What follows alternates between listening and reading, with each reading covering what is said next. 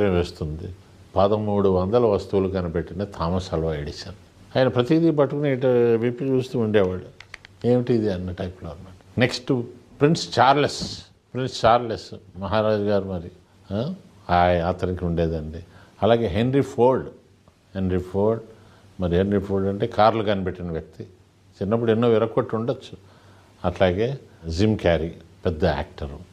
వీళ్ళే కాదండి, George Bernard Shaw greatest writer, the Caesar and Cleopatra రాసిన ఆయన. బార్బారా గొప్ప రైటర్ అండి.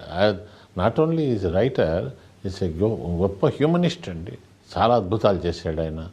దెన్ అట్లాగే ఆల్ఫ్రెడ్ హిచ్కాక్ సినిమాలు తీశాడు ఆయన.